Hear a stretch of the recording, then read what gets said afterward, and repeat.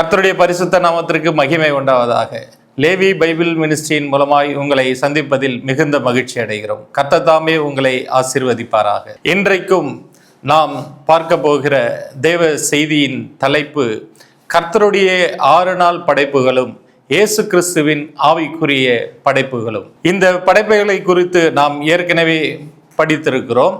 ஓய்வு நாள் என்ற வேத பாடத்தில் தேவனாகிய கர்த்தர் ஆதியாகம புஸ்தகத்தில் 1வது அதிகாரத்தில் 6 நாட்கள் படைத்த படைப்புகளை இயேசு கிறிஸ்து தம்முடைய ஊழிய காலத்தில் 3 வருடத்தில் ஆவிக்குரிய படைப்புகளாக படைத்து முடிந்தது என்று சொல்லி சிலுவையில் ஜீவனை விட்டு ஓய்ந்த அந்த நொடியிலிருந்து ஓய்வு நாள் உண்டானது என்று நாம் பார்த்தோம். அந்த ஓய்வு நாள் என்பது சனிக்கிழமையோ ஞாயிற்றுக்கிழமையோ இல்லை. அது சிலுவையில் அவர் முடிந்தது என்று சொன்ன அந்த நொடியிலிருந்து பரலோகத்தில் இளைப்பாறுதல் நமக்கு கிடைக்கின்ற நாள் வரையிலும் ஒவ்வொரு நாளும் ஒவ்வொரு நொடியும் நமக்கு ஓய்வு நாள் என்று நாம் பார்த்தோம். அந்த ஓய்வு நாளில் நாம் எப்படி நடக்க வேண்டும் என்பதை குறித்தும் பார்த்தோம். நம்முடைய மாம்சத்தின் செயல்களுக்கும் மாம்சத்தின் சிந்தைகளுக்கும் மாம்சத்தின் பேச்சுகளுக்கும் மாம்சத்தின் நடக்கைகளுக்கும் ஓய்வு கொடுத்துவிட்டு ஆவிக்குரியபடி சிந்திக்க வேண்டும், ஆவிக்குரியபடி யோசிக்க வேண்டும், ஆவிக்குரியபடி பேச வேண்டும், ஆவிக்குரியபடி நடக்க வேண்டும். இதுதான் ஓய்வு நாளின் முக்கிய நோக்கமாக இருக்கிறது. நம்முடைய ஆத்துமாவை ஓய்வு நிலையில் வைத்திருப்பதற்குத்தான் ஓய்வு நாளை கர்த்தர் உண்டாக்கினார். அப்படி நாம் நம்முடைய ஆத்துமாவை ஓய்வு நிலையில் வைத்திருக்கும் பொழுது நம்முடைய இருதயத்துக்கு மனமகிழ்ச்சி உண்டாகும் என்று நாம் பார்த்தோம். இப்பொழுதும் தேவனாகிய கர்த்தர் 6 நாள் படைத்த படைப்புகளை இயேசு கிறிஸ்து எப்படி தன்னுடைய ஊழிய காலத்தில் 3 வருடத்தில் ஆவிக்குரிய படைப்புகளாய் படைத்தார் என்பதை குறித்து நாம் இன்று தியானிக்க போகிறோம். முதலாவதாக தேவனாகிய கர்த்தர் யாத்ராகம புஸ்தகத்தில் மோசேவிடம் தனக்கு இஸ்ரவேல் ஜனங்களுக்கு நடுவிலே தான் வாசம் செய்ய ஒரு வாசஸ்தலத்தை உருவாக்கும்படியாக மோசேவிடம் தேவன் கட்டளை கொடுத்தார். நாம் அதை வாசித்து பார்ப்போம். யாத்ராகம புஸ்தகம் 25வது அதிகாரம் 8வது வசனத்தை வாசிக்க கேட்போம். அவர்கள் நடுவிலே நான் வாசம் பண்ண எனக்கு ஒரு பரிசுத்த ஸ்தலத்தை உண்டாக்குவார்களாக. அவர்கள் நடுவிலே நான் வாசம் பண்ண எனக்கு ஒரு பரிசுத்த ஸ்தலத்தை உண்டாக்குவார்களாக என்று தேவனாகிய கர்த்தர் மோசேவிடம் கட்டளை கொடுத்தார். ஏன் அப்படி கட்டளை கொடுத்தார் என்றால், தேவனாகிய கர்த்தர் மனிதர்களுடைய நடுவிலே வாசம் செய்ய விரும்பினார். அப்படி அவர் மனிதர்கள் நடுவிலே வாசம் செய்ய விரும்பியதற்கான முக்கிய நோக்கம், பரலோகத்தில் தேவனுக்கு முன்பாக மனிதர்கள் இருக்கிறார்கள், அதே போல தேவனோடு கூட மனிதர்கள் இருக்கும்படியாக பூமியிலே தேவன் மனிதர்கள் மத்தியிலே தனக்கு ஒரு வாசஸ்தலம் இருக்கும்படியாக மோசேவிடம் கட்டளை கொடுத்தார். யாத்ராகம புஸ்தகம் 25வது அதிகாரம் 9வது வசனத்தை வாசிப்போம். நான் உனக்கு காண்பிக்கும் வாசஸ்தலத்தின் மாதிரியின் படியும் அதனுடைய எல்லா தட்டுமுட்டுகளின் மாதிரியின் படியும் அதை செய்வீர்களாக. நான் உனக்கு காண்பிக்கும் மாதிரியின்படியும் அதில் உள்ள எல்லா தட்டுமுட்டுகளின் படியும் அதை செய்வீர்களாக என்று சொன்னார். அப்படி என்றால் அவர் ஒரு மாதிரியை மோசேவுக்கு காண்பித்து, அந்த மாதிரியின்படியே எனக்கு வாசஸ்தலத்தை நீர் உண்டாக்க வேண்டும், அந்த மாதிரியில் உள்ளபடி உள்ள எல்லா தட்டுமுட்டுகளும் அந்த வாசஸ்தலத்தில் இருக்க வேண்டும் என்று மோசேவுக்கு கட்டளை கொடுத்தார். யாத்ராகமம் 25வது அதிகாரம் 40வது வசனத்தை வாசி. மலையிலே உனக்கு காண்பிக்கப்பட்ட மாதிரியின்படியே அவைகளை செய்ய எச்சரிக்கையாயிரு. மலையிலே உனக்கு காண்பிக்கப்பட்ட மாதிரியின்படியே நீ செய்ய எச்சரிக்கையாயிரு என்றார். மலையிலே அவர் பரலோகத்தை திறந்து மோசேவுக்கு அதை காண்பித்தார்.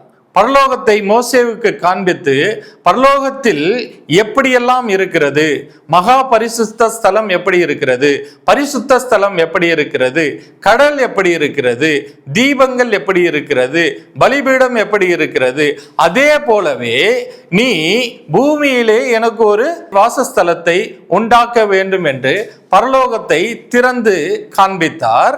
ஏன் மனிதர்கள் மத்தியிலே தேவன் வாசம் செய்ய விரும்பினார்? பரலோகம் எப்படி இருக்கிறது என்பதை நாம் பார்க்க போகிறோம். வெளிப்படுத்தலின் விசேஷம் 4வது அதிகாரம் 1வது வசனத்தை வாசிப்போம். இவைகளுக்கு பின்பு இதோ பரலோகத்தில் திறக்கப்பட்டிருந்த ஒரு வாசலை கண்டேன். முன்னே எக்கால சத்தம் போல என்னுடனே பேச நான் கேட்டிருந்த சத்தமானது, இங்கே ஏறி வா, இவைகளுக்கு பின்பு சம்பவிக்க வேண்டியவைகளை உனக்கு காண்பிப்பேன் என்று விளம்பினது. இப்போது யோவானை தேவன் பரலோகத்துக்கு அழைக்கிறார். அவன் ஆவிக்குள்ளாகி பரலோகத்துக்கு போகிறான். பரலோகத்துக்கு போய் அவன் பரலோகத்தில் இருக்கிறவைகளை பார்க்கிறான். 2வது வசனத்தை வாசிப்போம். உடனே ஆவிக்குள்ளானேன். அப்பொழுது இதோ வானத்தில் ஒரு சிங்காசனம் வைக்கப்பட்டிருந்தது. அந்த சிங்காசனத்தின் மேல் ஒருவர் வீற்றிருந்தார். இப்பொழுது வானத்தில் ஒரு சிங்காசனம் வைக்கப்பட்டிருந்தது. அந்த சிங்காசனத்தில் தேவன் வீற்றிருக்கிறதை யோவான் பார்க்கிறான். அதுதான் மகா பரிசுத்த ஸ்தலம், அதுதான் கிருபாசனம் இருக்கும் இடம். அங்கே இருந்துதான் தேவனாகிய கர்த்தர் மனிதர்களோடு பேசுவார். அங்கே இருந்துதான் தேவனாகிய கர்த்தர் மோசேவிடமும் பேசினார். யாத்ராகமும் 26வது அதிகாரம் 34வது வசனத்தை வாசிப்போம். மகா பரிசுத்த ஸ்தலத்திலே சாட்சி பெட்டியின் மீதில் கிருபாசனத்தை வைப்பாயாக. இப்பொழுது தேவனுடைய வாசஸ்தலமாகிய கூடாரத்தில் மகா பரிசுத்த ஸ்தலத்தில் தேவனாகிய கர்த்தர் கிருபாசனத்தை வைக்க சொல்கிறார். எப்படி பரலோகத்தில் அவருடைய சிங்காசனம் வீட்டிருந்ததோ அதே போலவே கூடாரத்தில் மகா பரிசுத்த ஸ்தலத்தில் அவருடைய கிருபாசனத்தை வைக்க சொல்கிறார். அங்கே இருந்துதான் தேவனாகிய கர்த்தர் மோசேவிடம் பேசுவார். யாத்ராகமம் 25வது அதிகாரம் 22வது வசனத்தை வாசிப்போம். அங்கே நான் உன்னை சந்திப்பேன். கிருபாசனத்தின் மீதிலும் சாட்சி பெட்டியின் மேல் நிற்கும் 2 கேருபீன்களின் நடுவிலும் இருந்து நான் இஸ்ரவேல் புத்திரருக்காக உனக்கு கற்பிக்கப் போகிறவைகளை எல்லாம் உன்னுடனே சொல்லுவேன். இப்பொழுது தேவனாகிய கர்த்தர் மகா பரிசுத்த ஸ்தலம் என்ற கிருபாசனத்திலிருந்து தேவனாகிய கர்த்தர் மோசே இடத்தில் அவனுக்கு கற்பிக்கிற யாவற்றையும் இஸ்ரவேல் மக்களுக்காக பேசும்படியாக அந்த மகா பரிசுத்த ஸ்தலத்தை உண்டாக்கும்படியாக தேவனாகிய கர்த்தர் மோசேவுக்கு கட்டளை கொடுத்தார். அதே போல பரலோகத்தில் எப்படி மகா பரிசுத்த ஸ்தலம் இருந்ததோ அதே போல பூமியிலும் கர்த்தருடைய வாசஸ்தலமாகிய கூடாரத்திலும் மகா பரிசுத்த ஸ்தலத்தை உண்டாக்க சொன்னார். அதே போலவே பரிசுத்த ஸ்தலத்தையும் உண்டாக்க சொன்னார். இப்பொழுது பரிசுத்த ஸ்தலம் பரலோகத்தில் எப்படி இருக்கிறது, அங்கே யார் இருக்கிறார்கள் என்பதை குறித்து நாம் பார்க்க போகிறோம். வெளிப்படுத்தின விசேஷம் 4வது அதிகாரம் 4வது வசனத்தை வாசிப்போம். அந்த சிங்காசனத்தை சூழ 24 சிங்காசனங்கள் இருந்தன. 24 மூப்பர்கள் வெண் வஸ்திரம் தரித்து தங்கள் சிரசுகளில் பொன்முடி சூடி அந்த சிங்காசனங்களின் மேல் உட்கார்ந்திருக்க கண்டேன். இப்பொழுது பரலோகத்தில் தேவனாகிய கர்த்தர் மகா பரிசுத்த ஸ்தலத்திலே சிங்காசனத்தில் வீற்றிருப்பதையும் அதை சுற்றிலும் 24 மூப்பர்களாகிய மனிதர்கள் இருப்பதையும் நாம் பார்க்கிறோம். இது பரிசுத்த ஸ்தலம் என்று எண்ணப்படுகிறது. இந்த பரிசுத்த ஸ்தலத்தை அப்படியே தேவனாகிய கர்த்தர் தன்னுடைய கூடாரமாகிய வாசஸ்தலத்தில் மோசேவுக்கு காட்டி இதே போல பரிசுத்த ஸ்தலத்தை உண்டாக்கும்படியாக மோசேக்கு கட்டளை கொடுத்தார். அதே போல எப்படி பரலோகத்தில் மகா பரிசுத்த ஸ்தலம் இருந்ததோ அதே போலவே அதே மாதிரியின்படியே ஆதியாகமம் 1வது அதிகாரம் 1வது வசனத்தில் தேவனாகிய கர்த்தர் வானத்தையும் பூமியையும் படைத்தார். வானத்தையும் பூமியும் படைத்து வானத்தை அவருடைய சிங்காசனமாக அமைத்தார். வானத்தை மகா பரிசுத்த ஸ்தலமாக படைத்தார்.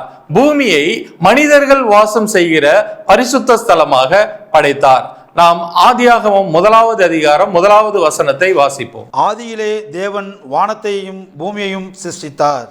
ஆதியிலே தேவன் வானத்தையும் பூமியும் சிருஷ்டித்ததின் நோக்கம் பரலோகம் எப்படி மகா பரிசுத்த ஸ்தலமும் பரிசுத்த ஸ்தலமாய் இருக்கிறதோ தேவனுடைய கூடாரம் எப்படி மகா பரிசுத்த ஸ்தலமும் பரிசுத்த ஸ்தலமாக இருக்கிறதோ அதே போலவே ஆதியாகமம் 1வது அதிகாரம் 1வது வசனத்திலே வானத்தையும் பூமியையும் மகா பரிசுத்த ஸ்தலமாகவும் பரிசுத்த ஸ்தலமாகவும் படைத்தார். அதனாலதான் தேவனாகிய கர்த்தர் பூமியிலே வாசம் செய்ய விரும்பினார். இந்த விருப்பத்தை நிறைவேற்றும்படியாகத்தான் இயேசு கிறிஸ்து இந்த பூமிக்கு வந்தார். இந்த பூமிக்கு வந்து தேவனாகிய கர்த்தர் இயேசு கிறிஸ்து பூமியில் உள்ள பரிசுத்த ஸ்தலத்தில் உள்ள மனிதர்களை மகா பரிசுத்த ஸ்தலத்தில் உள்ள கிருபாசனத்து அண்டைக்கு வரும்படியாக இயேசு கிறிஸ்து வழிகளை திறந்து விட்டார். எபிரேயரின் புஸ்தகம் 4வது அதிகாரம் 16வது வசனத்தை வாசிக்க கேட்போம். ஆதலால் நாம் இரக்கத்தை பெறவும் ஏற்ற சமயத்தில் சகாயம் செய்யும் கிருபையை அடையவும் தைரியமாய் கிருபாசனத்து அண்டையிலே சேரக்கடவோம். இப்பொழுது தேவனாகிய கர்த்தர் வானத்தையும் பூமியும் படைத்த நோக்கத்தை இயேசு கிறிஸ்து நிறைவேற்றுகிறார். அவர் பரிசுத்த ஸ்தலத்தில் உள்ள மனிதர்கள் மகா பரிசுத்த ஸ்தலத்தில் உள்ள கிருபாசனத்து அண்டைக்கு வரும்படியாக இயேசு கிறிஸ்து வழியை திறந்து விட்டார். அதற்காக இயேசு கிறிஸ்து நமக்கு தம்முடைய சாயலை கொடுத்தார். அவருடைய சாயலை நமக்கு கொடுத்து நம்மை பரலோகத்துக்கு தேவனுடைய மகா பரிசுத்த ஸ்தலமாகிய அவருடைய கிருபாசனத்துக்கு அண்டைக்கு வரும்படியாக இயேசு கிறிஸ்து நமக்கு வழிகளை வாசலை திறந்து விட்டார். 1 கொரிந்தியரின் புஸ்தகம் 15வது அதிகாரம் 48வது வசனத்தை வாசிப்போம். மண்ணானவன் எப்படிப்பட்டவனோ மண்ணானவர்களும் அப்படிப்பட்டவர்களே, வானத்துக்குரியவர் எப்படிப்பட்டவரோ வானத்துக்குரியவர்களும் அப்படிப்பட்டவர்களே. மண்ணான நம்மை அவருடைய சாயலுக்கு மாற்றி நம்மை மகா பரிசுத்த ஸ்தலத்திற்கு போகும்படியாக ஒரு கிருபையை நமக்கு உண்டாக்கி கொடுத்தார். எப்படி கொடுத்தார்? 1 கொரிந்தியரின் புஸ்தகம் 15வது அதிகாரம் 40வது வசனத்தை வாசிப்போம். வானத்துக்குரிய மேனிகளும் உண்டு, பூமிக்குரிய மேனிகளும் உண்டு. வானத்துக்குரிய மேனிகளுடைய மகிமையும் வேறே, பூமிக்குரிய மேனிகளுடைய மகிமையும் வேறே. வானத்துக்குரிய மேனியினுடைய மகிமை வேற, பூமிக்குரிய மேனியினுடைய மகிமை வேற. அதனால்தான் இயேசு கிறிஸ்து நம்மை ஆவியில் பிறக்க வைத்து ஆவிக்குரியவர்களாய் நடக்க செய்து அவருடைய சாயலின்படி நடக்கிறவர்களாய் நடக்க செய்து நம்மை அவரை போலவே வானத்துக்குரிய மேனியை உடையவர்களாய் படைத்து நம்மை மகா பரிசுத்த ஸ்தலமாகிய தேவனுடைய கிருபாசனத்து அண்டைக்கு நம்மை வரவழைத்திருக்கிறார். அதே போல தேவனாகிய கர்த்தர் எப்படி ஆதியாகமம் 1வது அதிகாரத்தில் வானத்தை பூமியும் உண்டாக்கினாரோ அதே போல இயேசு கிறிஸ்து நம்மை வானத்துக்குரியவர்களாய் மாற்றினார். பூமிக்குரியவர்களாய் இருந்த நம்மை வானத்துக்குரியவர்களாய் புதிய படைப்பை இயேசு கிறிஸ்து படைத்தார். ஆதியாகமம் 1வது அதிகாரத்தில் தேவனாகிய கர்த்தர் வானத்தையும் பூமியும் உண்டாக்கிய பிறகு பூமி எப்படி இருந்தது என்பதை நாம் வாசிப்போம். ஆதியாகம புஸ்தகம் 1வது அதிகாரம் 2வது வசனத்தை வாசிக்க கேட்போம். பூமியானது ஒழுங்கின்மையும் வெறுமையுமாய் இருந்தது, ஆழத்தின் மேல் இருள் இருந்தது, தேவ ஆவியானவர் ஜலத்தின் மேல் அசைவாடி கொண்டிருந்தார். தேவனாகிய கர்த்தர் வானத்தையும் பூமியும் சிருஷ்டித்த பிறகு பூமியானது ஒழுங்கின்மையும் வெறுமையுமாக இருந்தது, ஆழத்தின் மேல் இருள் இருந்தது என்று நாம் பார்த்தோம். 4வது வசனத்தை வாசிப்போம். வெளிச்சம் நல்லது என்று தேவன் கண்டார், வெளிச்சத்தையும் இருளையும் தேவன் வெவ்வேறாக பிரித்தார். வெளிச்சம் நல்லது என்று தேவன் கண்டார், வெளிச்சத்தையும் இருளையும் தேவன் வெவ்வேறாக பிரித்தார். இயேசு கிறிஸ்து இந்த பூமியில் வரும்பொழுதும் பூமியும் ஒழுங்கின்மையும் வெறுமையுமாக இருந்தது. பூமியின் மீது இருள் ஆதிக்கம் செலுத்திக் கொண்டிருந்தது. அந்த இருளை பிரிக்கும்படியாகத்தான் வெளிச்சமாக இயேசு கிறிஸ்து இந்த பூமிக்கு வந்தார். ரோமருக்கு எழுதின புஸ்தகம் 3வது அதிகாரம் 10வது வசனத்தை வாசிப்போம். அந்தபடியே நீதிமான் ஒருவனாகிலும் இல்லை, அந்தபடியே நீதிமான் ஒருவனாகிலும் இல்லை. எல்லாருமே பாவம் செய்து நீதிமான் என்ற ஸ்தானத்தை இழந்து வெறுமையாக இருந்தார்கள். 11வது வசனத்தை வாசிப்போம். உணர்வுள்ளவன் இல்லை, தேவனை தேடுகிறவன் இல்லை. உணர்வுள்ளவன் ஒருவனும் இல்லை, தேவனை தேடுகிறவர்களும் ஒருவனும் இல்லை. எல்லோரும் இருளின் ஆதிக்கத்துக்குள் சென்று விட்டார்கள். 12வது வசனத்தை வாசிப்போம். எல்லாரும் வழி தப்பி ஏகமாய் கெட்டு போனார்கள், நன்மை செய்கிறவன் இல்லை, ஒருவனாகிலும் இல்லை. எல்லோரும் வழி தப்பி ஏகமாய் கெட்டு போனார்கள், நன்மை செய்கிறவன் ஒருவனும் இல்லை. எப்படி ஆதியாகமம் 1வது அதிகாரத்தில் பூமியானது வெறுமின்மையும் ஒழுங்கின்மையாக இருந்ததோ, இருள் ஆதிக்கம் செலுத்தியதோ, அதே போலவே இயேசு கிறிஸ்து இந்த பூமியில வரும் பொழுது எல்லா மனிதர்களும் தேவ சாயலை இழந்து வெறுமையாகவும் ஒழுங்கின்மையாகவும் இருளின் ஆதிக்கத்தில் அகப்பட்டவர்களாகவும் இருந்தார். இந்த மனிதர்களை ஒழுங்குபடுத்தும்படியாகத்தான் இயேசு கிறிஸ்து வந்தார். அந்த வெறுமையை நீக்கி அவர்களுக்குள்ளே பரிசுத்த ஆவியை கொடுக்கும்படியாகத்தான் இயேசு கிறிஸ்து இந்த பூமிக்கு வந்தார்.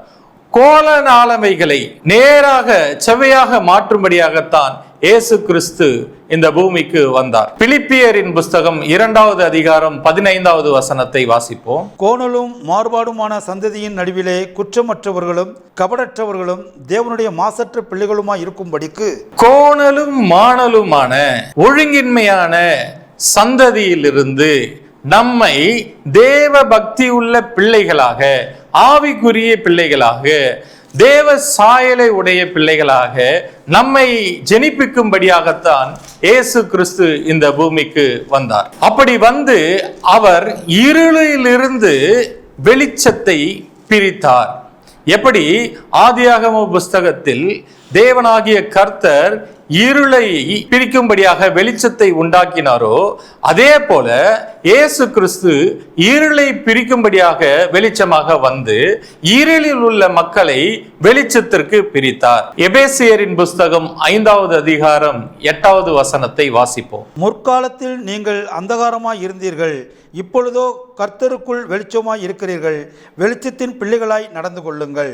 இப்பொழுது இயேசு கிறிஸ்து நம்மை இருளில் இருந்து வெளிச்சத்தின் பிள்ளைகளாக பிரித்தார். 1 தெசலோனிக்கேயர் 5வது அதிகாரம் 5வது வசனத்தை வாசிப்போம். நீங்கள் எல்லோரும் வெளிச்சத்தின் பிள்ளைகளும் பகலின் பிள்ளைகளுமாய் இருக்கிறீர்கள், நாம் இரவுக்கும் இருளுக்கும் உள்ளானவர்களாக அல்லவே. இப்பொழுது இயேசு கிறிஸ்து நம்மை இருளிலிருந்து வெளிச்சத்தின் பிள்ளைகளாக பிரித்து இரவுக்குரியவர்களாய் இராமல் பகலுக்குரியவர்களாய் மாற்றி இருளையும் வெளிச்சத்தையும் வெவ்வேறாக பிரித்து இரவையும் பகலையும், ஆவிக்குரிய இரவையும் பகலையும் உண்டாக்கி முடித்தார். ஆவிக்குரிய முதலாவது நாள் உண்டாயிற்று. அடுத்து நாம் பார்க்க போகிறது மகா பரிசுத்த ஸ்தலத்தையும் பரிசுத்த ஸ்தலத்தையும் பிரிக்கின்ற திரைசீலையை குறித்து நாம் பார்க்க போகிறோம். யாத்திராகமம் 26வது அதிகாரம் 33வது வசனம். கொக்கிகளின் கீழே அந்த திரைசீலையை தொங்கவிட்டு சாட்சியின் பெட்டியை அங்கே திரைக்குள்ளாக வைக்க கடவாய். அந்த திரைச்சீலை பரிசுத்த ஸ்தலத்திற்கும் மகா பரிசுத்த ஸ்தலத்திற்கும் பிரிவை உண்டாக்கும். இப்பொழுது மகா பரிசுத்த ஸ்தலத்தையும் பரிசுத்த ஸ்தலத்தையும் பிரிக்கும்படியாக ஒரு திரைச்சீலையை தேவன் தொங்க விடும்படியாக மோசேவுக்கு கட்டளை கொடுத்தார். அதே போலவே தேவனுடைய வாசஸ்தலத்தில் எப்படி திரைசீலை மகா பரிசுத்த ஸ்தலத்தையும் பரிசுத்த ஸ்தலத்தையும் பிரிக்கும்படியாக தேவனுடைய வாசஸ்தலத்தில் இருந்ததோ, அதே போலவே வானத்தையும் பூமியும் பிரிக்கக்கூடிய ஒரு திரைசிலையை தேவன் படைத்தார். ஆதியாகமம் 1வது அதிகாரம் 6வது வசனத்தை வாசிப்போம். பின்பு தேவன் ஜலத்தின் மத்தியில் ஆகாய விரிவு உண்டாக கடவுது என்றும் அது ஜலத்தினின்று ஜலத்தை பிரிக்க கடவுது என்றும் சொன்னார்.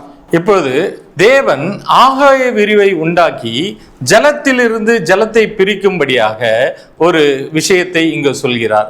ஜலம் என்பது மக்களை குறிக்கிறது.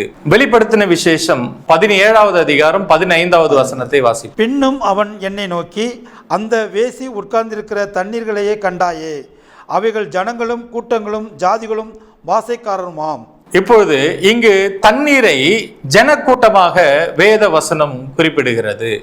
இந்த ஜனக்கூட்டத்தை இருளில் இருந்து இயேசு கிறிஸ்து பிரிக்கும்படியாகத்தான் இந்த பூமிக்கு வந்தார். பகலுக்குரியவர்களாகவும் இரவுக்குரியவர்களாகவும் மனிதர்கள் 2 பிரிவுகளாக பிரிக்கப்பட்டார்கள். மத்தேயு எழுதின சுவிசேஷம் 10வது அதிகாரம் 34வது வசனத்தை வாசிப்போம். பூமியின் மேல் சமாதானத்தை அனுப்ப வந்தேன் என்று எண்ணாதிருங்கள், சமாதானத்தை அல்ல பட்டயத்தையே அனுப்ப வந்தேன்.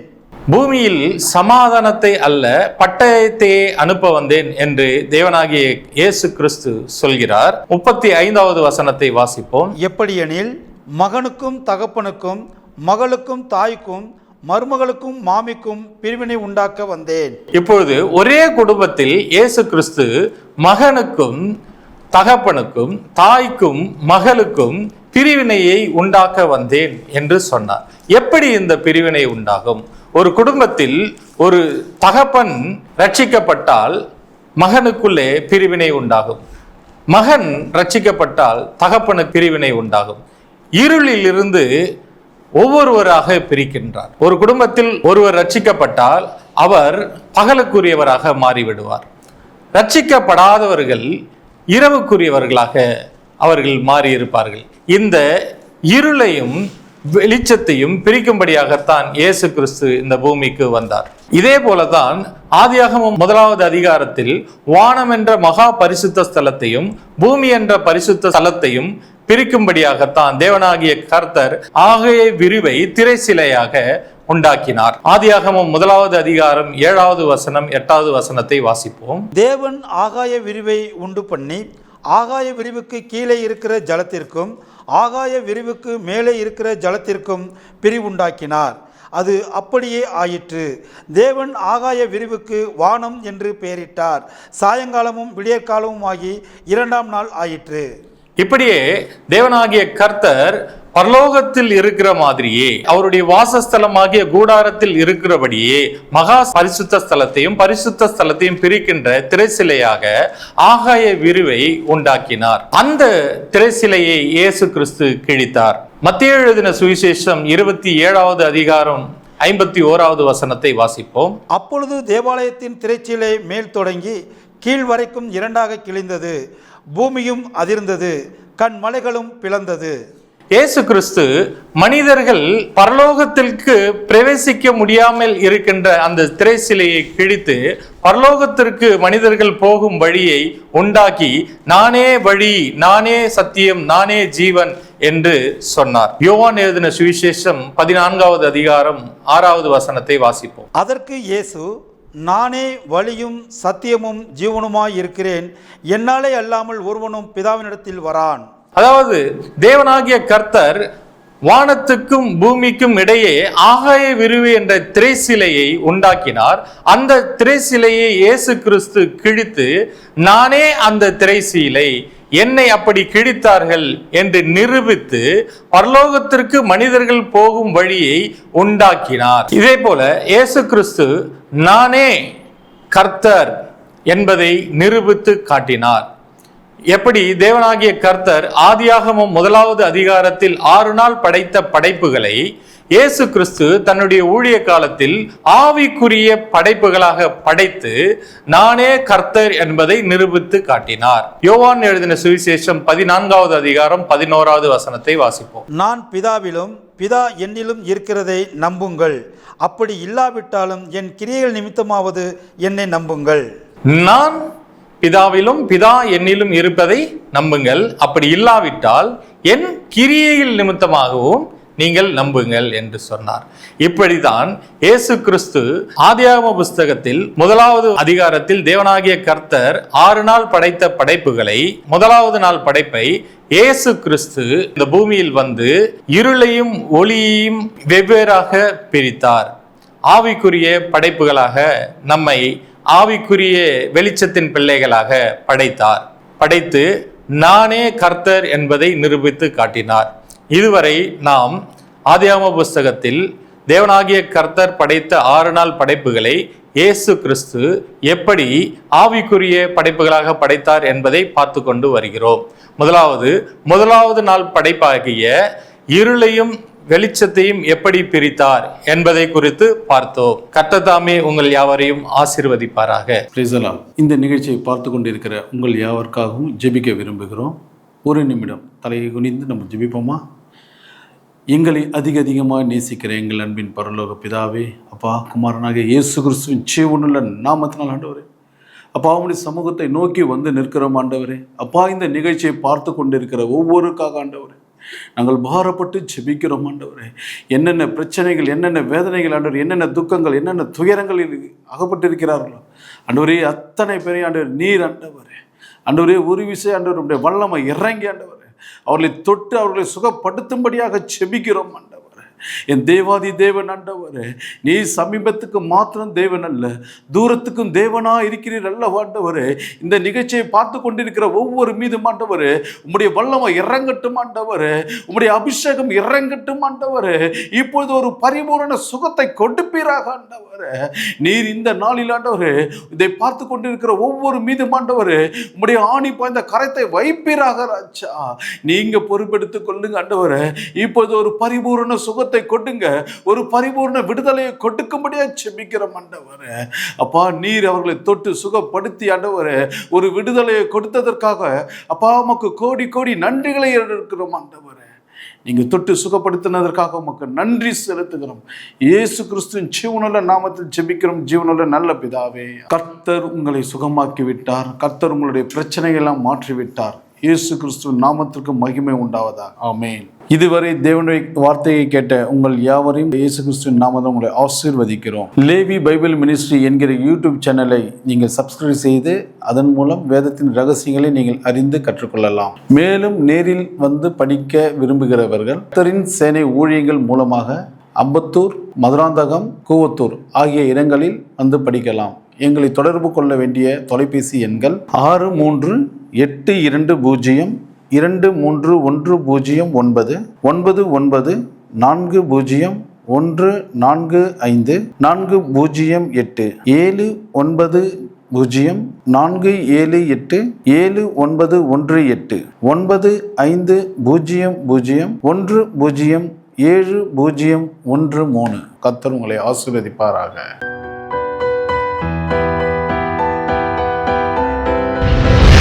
கர்த்தர் உங்களை ஆசீர்வதிப்பாராக.